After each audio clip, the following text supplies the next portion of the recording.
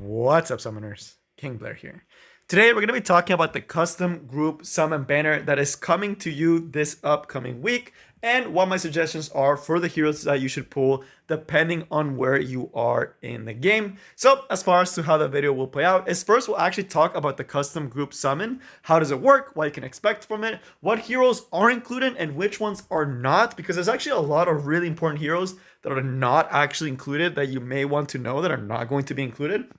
Then we'll actually do a quick little summary on each of the sections that we're covering afterwards, general thoughts on what you should be thinking for this banner, because at the end of the day, it is going to be your choice, what your account needs, what you're missing, what you struggle more with, right? It's a lot of personal decisions. I can only make the suggestions, but I'll tell you some things to look out for, and then we'll actually break down to my suggestions are depending on where you are in the game, and then lastly, I'll actually tell you what my decisions were for me personally. But without further ado, let's jump right in. I do know this is going to be quite a long video, so I'll actually summarize the unit selections in a comment, but I will not actually give the reasonings for them. Just general tips in one comment where you can just kind of read it. I still recommend watching the video, checking the sections if you need some decision why as to why there are decisions, but hopefully this makes more sense to you. But enough of those caveats, let's actually jump right in. If you like the video though, make sure you like and sub and all that good stuff. But all right, let's jump right in. So first, how does the custom group summon banner actually work? So we've actually seen the system actually be implemented before when we had the rerun of Landy, DN, and Cerise at the same time with their artifacts. Essentially, it's a little bit different than the regular banners, but at the end of the day, the pity is completely different, right? So let's actually use this example so you guys can kind of understand it. Essentially, there is no pity counter.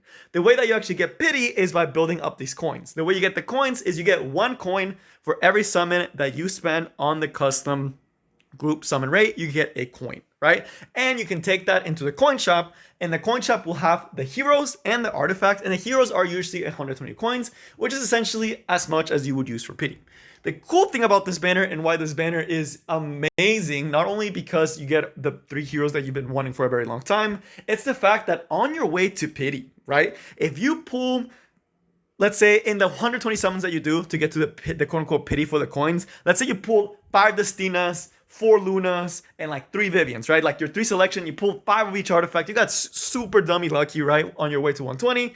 At 120, you still have the pity, which essentially means your pity counter doesn't reset if you get one of the heroes or the artifacts, right? You can just get the coins and then use it on what you want, right? Whether it's the artifact or the hero. So essentially, if you're someone that's lucky, you can come out having all 3 heroes plus getting a little bit extra pity from it, an extra little 5-star, right, for maybe an imprint, right, which is just incredibly, incredibly good. The other part on the hindsight is the fact that you can get unlucky and have to use the pity to actually get the heroes, which there are 3 heroes, so if you get unlucky and you don't get any of them, that can feel very, very demoralizing, right? So there's definitely some pros and cons to the system. The biggest pro is the fact that if you're lucky, you're getting all these heroes, and on top of that, you don't reset your pity. You can get another one when you actually get to the 120.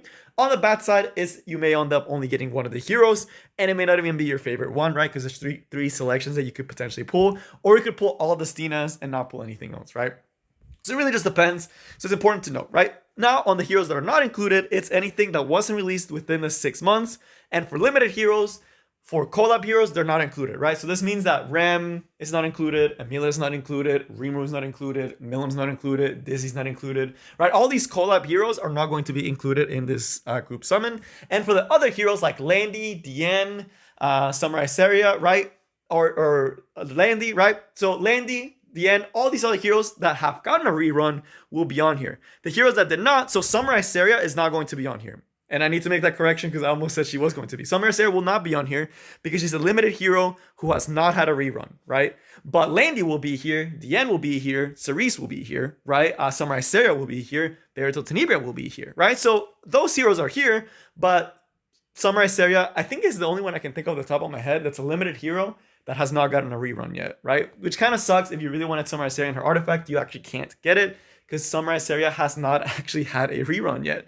So that part kind of stinks. And as far as the units that were not released within the 6 months, that one is also pretty big, right? The reason why I say that is because Peira's not going to be on here. Hua Young's not going to be on here. The newest hero is not going, Arya is not going to be on here, right? Sahak is not going to be on here. Ran might be on here because I actually looked it up. He was released almost exactly 6 months ago. So there's a really good chance Ren's actually on here. So if you want to Ren, you can actually get Ren. But as far as Peira, Huayong, all these really strong RGB heroes, they're not going to be on here, right? So that's kind of a bummer. And it's important to know that Rimuru and all those call-up heroes are not here. Samurai Sarah's not going to be here, right? And you can see it right there. Luna, Diane, Land DC, Sabellona, Holiday U, Fiend Cerise. Essentially, it's just, if you wanted to know, the one that's not going to be included is going to be Samurai Sarah, right? So that part kind of sucks. And then all the collab heroes are not going to be on there. Huayang, Pair are not going to be in there. But all right, that's as far as to how it works and what you can expect. So now let's actually get to the other section, right? What's my philosophy for actually selecting your 3 heroes, right? So you get the hero and the artifact that's attached to that hero, right? So it depends and varies in the unit. I will say you want to pick a combination where whether you get the artifact or the hero, you're happy, right? You want to maximize your happiness, and you also want to give yourself the opportunity to advance your account. And advancing your account varies greatly between an early game player that's just starting the game that has no heroes and someone who's been playing the game for like 2-3 years, right? That maybe has every single hero, right? And I kind of fall in that category. I have almost every single RGB hero, right? So that's something that it's a completely different things that I have to think about, right? If you're someone that's like me and you have a majority of the heroes and you're not interested in other heroes, it's a really good chance to chase for imprints and for artifacts. For me personally, that's why I'm going for Celine, because Celine's a unit that I want to have imprints on, that I also really want her artifact. So things like that are things for you to consider. Also, limited heroes normally have quote unquote more value because they're usually not easy to get through normal means. You can't just pull them from a covenant. Their banners are not as frequent, right? So that's also something important to know, that limited heroes, there's some of them that are really, really good. So keep that in mind. Again, depending where you are, for the most part, you want new heroes that are going to advance your account. And if you're late game, you want imprints and artifacts that are good. But right, now that that's out of the way, let's actually get to each phases. So first we'll start with the early game, then to mid game, and then to late game. And those will be split into sections in the video. And you can skip around. They kind of do build on top of each other, but I'll try to make sure to actually go back and kind of talk about it a little bit. But all right, that's going to be the marker. Let's get into the early game. So early game, these are players, you've barely been playing Epic 7. You've been playing for maybe 1, 2, maybe even 4 months, right? Essentially, early game is someone who's still getting their feet wet into the game. You have not cleared a majority of the PvE content. You have barely done Abyss. You can barely do Wyvern 13, if at all, right? You may not even be able to do Wyvern 13 at all. You're probably stuck on an adventure stage or barely just cleared an adventure, right? You're still very early on in the game. You need help to actually progress you through PvE. And your focus should be on getting heroes that are going to help you progress through PvE, because you can't even start looking at PvP if you haven't solidified your PvE game yet, right? So what are some of my recommendations? There's 2 heroes that I'm going to recommend, and I'm going to highly suggest you pick these heroes. These are like the ones that if you're early game and you're watching this video and you don't have these heroes, I highly recommend that you pick these 2 up. First is going to be none other than Tamarine. She is the queen of PvE. If you don't already have Tamarine, get Tamarine. I thought she sucked when she first came out, right? I didn't know, right? I was a noob back then. I regretted my decision not getting her for so long. She makes so much PvE content free. There are so many guides out there for PvE content that are cleared because of Tama, right? Abyss, way easier. Raid, way easier. The expeditions, way easier, right? Even some people use her in hunts, right? The Katie's hunt, right? So she's literally used almost in every single PvE content because she just does her job so well as a Soul Weaver support, right? She just basically does everything, right? She cleanses, she heals, she strips, she pushes your team up, she gives attack buff, she does literally everything for a unit. You cannot go wrong with this unit. I highly recommend that you pick this unit up. On the other hand, the other unit is going to be a limited hero, and again, we mentioned limited heroes have a lot of value because you normally can't get them. You don't know where their next rerun is. And Landy is one of those heroes that also carries really hard in PvE and PvP, which will be a really good transition unit to start getting you more competitive into PvP, right? She's not the greatest for Guild Wars, but she works pretty well for Arena as well as RTA once you actually start getting into it. She's a really good introductory unit, and she's not just going to be something you use just for PvP. Her PvE game is amazing. She's incredibly potent in so many Abyss stages. She makes hard raid significantly easier because she's able to use this as 3 to push her team up, give speed buff, and just cycle out the opponent while not applying debuffs, which matters for a lot of stages. I use her in Dark Expedition. I use her in Water Expedition. I use her in Raid. I use her in like So when you can actually use her in Asim account, if that's something you want to do. And of course, PvP, I also do use her there, right? So she's a very potent unit. She's limited, and she's just really good at also taking down tanky teams that have a lot of buffs, right? So just an incredibly powerful unit. If you don't have, you want to make sure that you get it. But now, the third one, that's going to be a little more up to you, although I do have some recommendations which ones you should pick for this one, because again, you want to start progressing your game in PvE and it's starting to slowly dip your feet into PvP a little bit. So if you're someone that's more PvP focused, you want to just start getting into PvP. You're like, King Blair, I'm early game, but I still want to be competitive in PvP, right? I want to do better in Guild Wars. I want to do better in Arena. Then I would suggest you get Craw. Craw is probably still one of the best knights when it comes to Guild Wars. I still use this guy on a regular. I still use this guy all the time in Arena as well. And you can't really pull him out too much in RTA, but he kind of does okay. And you can actually use him for Fire Expedition as well, right? So he's just an incredibly potent knight. There's just something that without Craw, it is very hard for you to actually do without him. And he's dummy easy to build. You can legit slap all the HP free sets that they gave you. Probably better Craw than mine, right? He's that easy to build. Just slap on the free health set that the Epic 7 gives you, and you'll have a very solid knight for a long time, for basically forever for your game. So again, Craw, incredibly good unit. Highly suggest for people who want to do more PvP focused.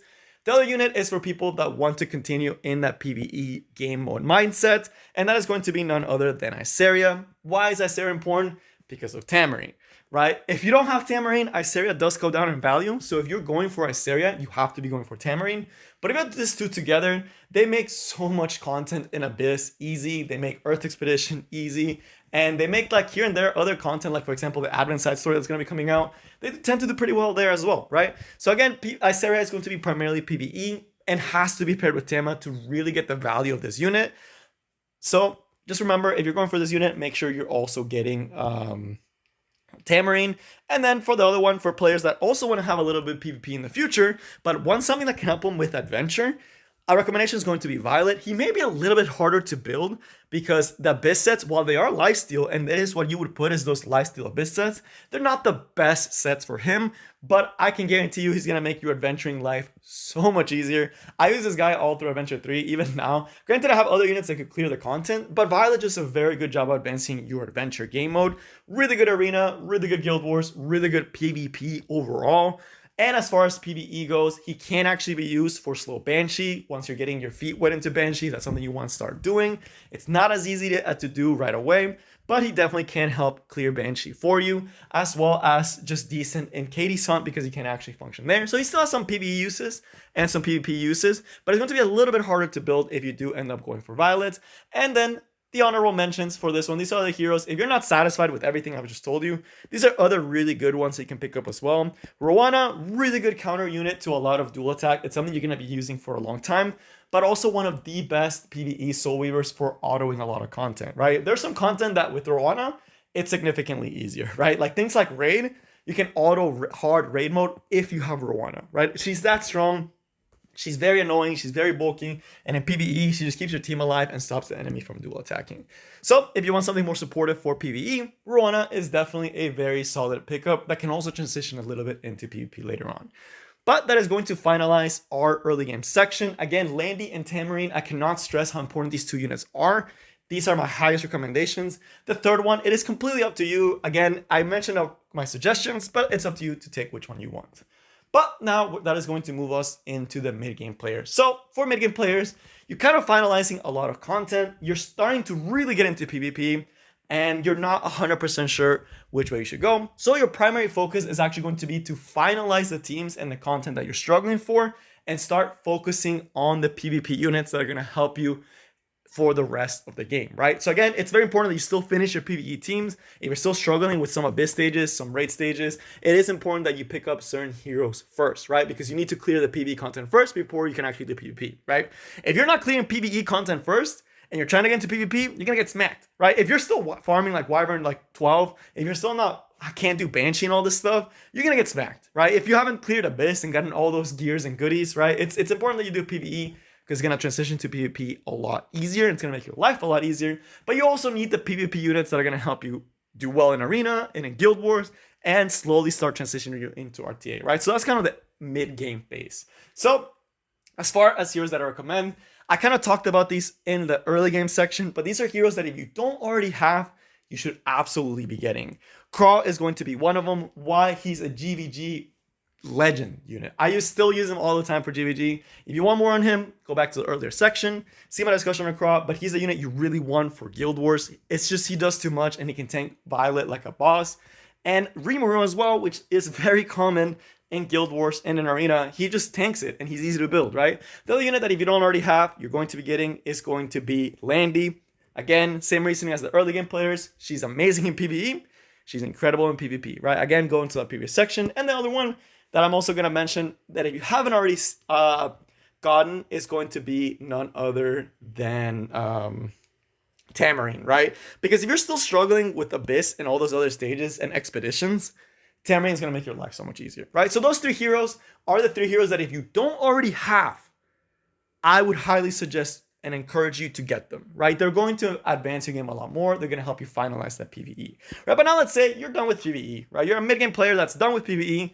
You're starting to get into PvP. You're starting to want to smack kids in Arena, smack kids in RTA. You want to start climbing. You want to start getting those sweet Sky Stones weekly. You want to get to Champion Arena. You want to get into Masters RTA. What do you need to start looking for, right? So the big thing is going to be that you need to finalize certain teams and start building PvP type units, right? So some recommendations that you can definitely do for that. One of them is going to, again, be Violet, and we talked about her earlier. Really, really solid PvP presence, really good counter into a lot of different water teams, and just a very solid unit overall that still pops in and out of metas as needed. Not as strong as it used to be, but still an incredibly potent unit for counter picking. The other hero that is going to be incredibly powerful to actually have for PvP is going to be none other than Polides. She is still one of the best arena defense units, one of the best counters to cleave, and if you're someone that wants to cleave, a really good cleave unit, right? She's just one of the best PvP units that are out there that is going to help you advance your game significantly, and you're going to be able to get a lot more wins if you do have a Polides. Highly, highly recommend picking Polides up. Really, really strong unit. And then as far as other things, if you still want to advance your PvP game and you have good speed gear, Ran is just a powerhouse of a unit that is going to help you climb through Arena like it's butter. This unit is still one of it's what made Clee strong again, essentially. Without Ran, Clee would not have been where it is. Granted, Peyra pushed that to the next level, but Peyra's not available, unfortunately. So instead, Ran will take her spot as being an incredibly good PvP unit, but you do need really solid speed gear on him to actually make him work. But he will make you climb to Champion Arena like Champion Arena was the easiest thing you've ever done in your life, right? So another really good hero that I would highly, highly suggest getting to help your PvP game actually push forward. Now, as far as some honorable mentions and some other choices that you can start thinking about in this situation, again, I'll still bring up Rowana. Incredibly powerful unit in PvP. She really is important in autoing a lot of stages, right? No one likes doing hard raid. Rowana makes you actually be able to auto hard raid, right? It just makes life a lot easier to be able to auto this content. And as they add new content, she's still a very solid unit. And as the metas shift, she's always in and out of metas, right? She's good against Lilius. She's good against a lot of different situations that she can actually do a pretty decent job at actually doing good. And the other hero that's slightly harder to build for PvP is going to be Ida. But if you have the right setup units, if you already have Ran and you want to get more into cleaving and aggro playstyle, Ida is another incredibly powerful unit. Just know it's a little bit harder to actually use her. She does actually take a little bit more skill. You actually need to have decent speed gear for the rest of your units. You need to have the foundations with like speed imprints with Watcher Shuri, with Sid, having like a setup unit like Ran and Peyra, maybe even Sinful Angelica, right? Or Conqueror Lilius, like having these units that can actually set her up. So it actually takes a lot more game knowledge, which is why I don't recommend her right away. Although if you have those things and you have that game knowledge and you want to push your game to the next level, Ida is a unit I highly, highly suggest, as well as someone else being Celine. And this is closer getting to the late game, and it's going to transition us to the late game talk. Celine is another really good option for counter and cleave. She gets stronger and stronger as the game goes on, and having her is really nice, but she's one of the hardest units to build in the game because she requires such high gear quality to actually do good. And one last honorable mention, if you really want it, is Destina. Although she's pretty new, she is looking like a pretty solid soldier, right? So nothing too bad. But that's going to be it for the mid-game players. Now that brings us to the late-game players. So for late-game players, you probably have almost all the heroes. You have a lot better gear. You have a lot more flexibility to actually choose what you want, right? And there's two sectors to the late game and two considerations. The first consideration, and probably your priority, is getting the heroes that you don't already have that are powerhouse heroes for PvP content. At this point, you should pretty much be done with all PvE content, right? So as far as the powerhouse heroes, is going to be still Crawl, right? If you're trying to get more competitive in GVG and you don't have a Crawl, again, just an incredibly potent unit, right? He just does so much for your PvE, for Guild Wars. And even for Arena, I still use my Crawl for Arena because he's just that good, right? As a unit. So again, if you don't have him already, late game players, get him. Landy, we mentioned in all the other sections. If you don't have her, she's a unit you most likely want to be getting. And one that I actually forgot to mention for the other heroes is going to be none other than Seaside Bellona. So this one also goes to you, intermediate players. If you're still watching the video, make sure that Seaside Bellona as well. Really good for Wyvern one-shots. A really solid counter pick as well. And also a very solid PvE foundational unit, right? She's another unit that can actually help your game a lot. But now, continuing in with the high level PvP discussion, those are some of the heroes if you don't already have, you want to get. Even Seaside Bellona, right? Because you should be considering doing Wyvern one-shots now. You want to speed up that process, and Seaside Bellona is going to greatly help you towards that goal. You also do have all the PvP heroes that we talked into intermediate stage that are going to help advance your gameplay as well. So I'll go over those again just quite quickly. Polides, again, if you don't have her at this point, you should be getting Polides. She's an incredibly powerful unit. You should absolutely have her. Ida, if you're interested in cleaving, just really pushes your game to the next level. And of course, Ran, if you don't already have Ran for cleaving, another hero that you absolutely need to consider getting because he'll just make your cleaving life so much easier. And of course, all the other units we've talked about in this video before, if you don't already have them, they're going to be really good options for you. But now let's actually get to a discussion. And again, I highly suggest you go back to the intermediate section where we actually do talk about a lot of those heroes if you don't already have them. But now this section, this final late game section, is going to be covering the people that have pretty much everything, right? Let's say you already have, you're like me, right? If you made it this far, hello, fellow gamer. I'm sure you probably know as much and maybe even know a little bit more than I do. But the things I would recommend is things to consider for imprints and artifacts because we can all learn for some of those things. And artifacts are incredibly important at this point in the game, right? So the heroes that I recommend at this high level and to start thinking about first is going to be Lilius. Conquer Lilius is literally everywhere. Getting her imprint is incredibly potent because you get that attack buff team wide, especially if you're someone that uses her a lot. Also, the artifact that she comes with, Bastion of Perlucia, it's a decent artifact, not too crazy, but also not bad, right? Having a max copy can definitely help you. It can definitely not hurt you, but again, artifact selection not as strong. Another one to highly consider is going to be Cowrick. This guy is incredibly difficult to build, but so satisfying once you actually have him. Incredibly high damage.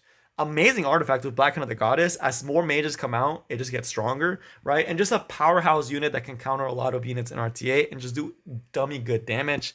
Selene, at this point in the game, we talked about her earlier, but Selene's artifact needs to be maxed for her to really shine. And it does a really good job at actually shining when you get her maxed out. Also, her imprint being attack, right? She's already a hard unit to build, and if you're able to get those imprints, it'll make your life significantly easier. And the other one, my personal one that I'm also getting, is going to be Cecilia. Why Cecilia? FCC imprints, right? That's another one you have to consider. Think of the ML heroes, right? Fallen Cecilia with HP imprint makes her significantly bulkier and a lot harder to take down. And her artifact is also a very solid artifact. And then for all the cleavers out there, if you don't already have them maxed out, Vildred, right? Vildred's artifact, really solid AoE def artifact, right? Just a lot of people use them because they don't have it maxed out. So if you happen to get more copies, it's always good. But the big thing is actually going to be Vildred's speed imprint is one of the best in the game for speed contesting. And that's something you kind of need if you're trying to play aggressive and like fast and cleavy. You definitely could make use of that speed imprint on Vildred. The other thing is he's also Arbiter Vildred imprint. So you get a 2-for-2, right? If you get a ton of Vildreds, that's good. You get a lot of imprints, right? The other thing is to also consider is the limited heroes. Again, Landy, if you really like Landy, Luna, if you really like Luna, it's a good time to get those imprints. But yeah, just some things for you to consider, some of the heroes for you to consider. Again, you want to think of imprints and artifacts, right? Some people think solely of artifact, right? So something like Crow, is really good, not only because his imprint's amazing, he's an amazing hero, but he also comes with Holy Sacrifice, right? And Holy Sacrifice is one of the better artifacts to actually have on your heroes. But that is going to be it for that section. Now, as far as to wondering what I'm personally picking, I'm personally going to be going for Celine because I think she's an incredibly powerful unit that's very hard to build. I want to have her artifact maxed out, right? So that's what I'm going for. Celine is one of them. The second one is actually going to be Cowrick. Why? Also because of Mediator Cowrick, right? Mediator Cowrick imprint is incredibly good. I want to max out Black Hyena the Goddess so I can play some Luluka, right? Because Luluka can definitely use that artifact and push some of that speed up, right? So very good artifact. Really want Cowrick. Several Cowricks for both my regular Cowrick and also from a Mediator Cowrick, so now Mediator can get a couple of imprints as well. And the last unit that I'm going to be going for is going to be none other than Cecilia, because again, I want Von Cecilia imprints. And I actually do really like Rise of the Monarchs as an artifact. I think it's a really cool artifact that if maxed out can do a lot of work for you. So that is going to be it for this video. I hope you guys enjoyed. Again, just kind of summarizing everything that we've talked about today. For early game players, focus on PvE, focus on your core teams. Big units to consider is going to be Tamarine and Landy, with the third unit having a very wide selection of units. One unit I did forget to mention, and I will definitely make sure that it's on the comment, is going to be Seaside Bellona for your third option if you don't already have it. Incredibly good PvE unit, will definitely make your life easier. For mid-game players, going to start focusing on PvP and getting those core units that you may not already have. So considering all the units that the early game players already have if you're struggling with that type of content, but also starting to look towards PvP with things like Polides, right? Starting to actually really consider those high-level interactions that you're actually going to have to be playing with, like the Ran and all that good stuff. And then for late game players, everything up to that point that we've talked about, if you're still missing core units, if you're missing some of those key PvP units like Ran, Ida, Polides, right, that are very, very potent, very, very powerful, Crawl, getting them. And even if you're on top of that, considering artifacts and imprints as something that you need to get to be able to advance your game and improve your units. But that is going to be all I got for you guys today. I hope you all enjoyed, and I will see you next time. Peace.